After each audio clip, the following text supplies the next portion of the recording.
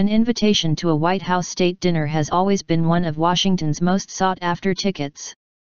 There's the elegant setting, VIP guests in tuxedos and designer gowns, and a four-course meal served up by America's most famous kitchen. But don't get your hopes up. President Barack Obama has held the fewest number of state dinners since Harry S. Truman, who left office 62 years ago. In his first 6 years, Obama held just 7 state dinners. He'll hold at least 2 more this year, for the leaders of Japan, on April 28, and China, later in the year. Truman, who became president in 1945, held 6 dinners during nearly 8 years in office. Pageantry. Shrouded in pageantry, a White House state dinner is the highest diplomatic honor the U.S. reserves for allies and other countries. It's also one of the most lavish affairs the government puts on. The State Department pays the entire tab, which averaged about $500,000 each for Obama's 7 dinners, said White House spokesman Patrick Ventrell. Ventrell and others said cost was a concern when Obama took office in January 2009 amid the worst economic slide since the 1930s. Officials were sensitive to the economic distress blanketing the country and were looking for other ways the president could cement relationships with foreign leaders without spending hundreds of thousands of public dollars on an opulent black-tie dinner. Obama held his first state dinner toward the end of his first year in office, honoring then Indian Prime Minister Manmohan Singh. Later dinners were for Mexico, China, Germany, South Korea, Britain, and France. Diplomacy tools. Aides say Obama's overall level of engagement with foreign counterparts and the different ways he interacts with them is more important than the number of state dinners penciled on his calendar. State dinners are one tool of diplomacy that can be used and used effectively, and sometimes we use them, Ventrell said. Obama has met hundreds of times with his counterparts and other foreign officials in settings as formal as the Oval Office and as casual as a Hawaiian golf course. They also speak by phone.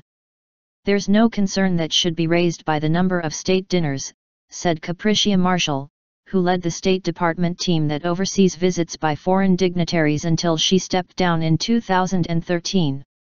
Lyndon B. Johnson topped the 11 presidents who followed Truman, cramming 54 state dinners into his 62-month tenure in the Oval Office, White House Historical Association data show.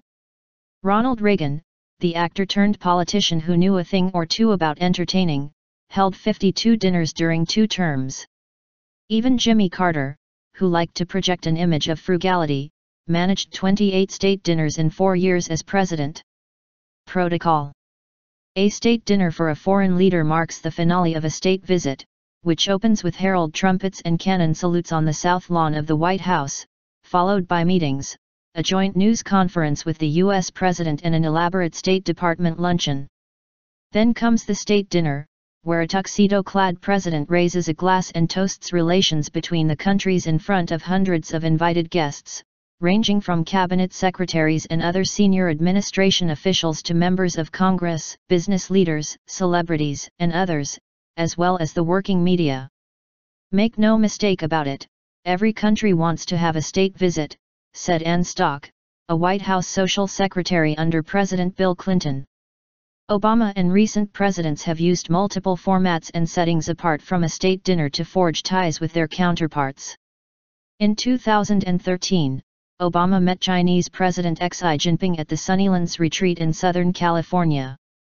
Obama returned there the following year to consult with Jordan's King Abdullah II. Frugal alternatives. Obama also took German Chancellor Angela Merkel to dinner at the upscale 1789 restaurant in Georgetown, French President François Hollande to the Virginia estate of Thomas Jefferson, a former president and former U.S. ambassador to France, and British Prime Minister David Cameron to an NCAA tournament game in Ohio.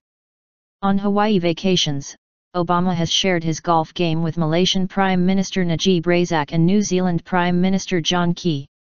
George W. Bush welcomed more than a dozen foreign leaders to his Texas ranch, which became a popular venue for Bush's brand of casual diplomacy. He even treated then-Japanese Prime Minister Junichiro Koizumi to a tour of Graceland, the Memphis, Tennessee, home of Elvis Presley, one of Koizumi's musical idols. Reagan welcomed Queen Elizabeth II and Prince Philip to his Santa Barbara, California, ranch. Richard Nixon received Soviet leader Leonid Brezhnev at his home in San Clemente, California.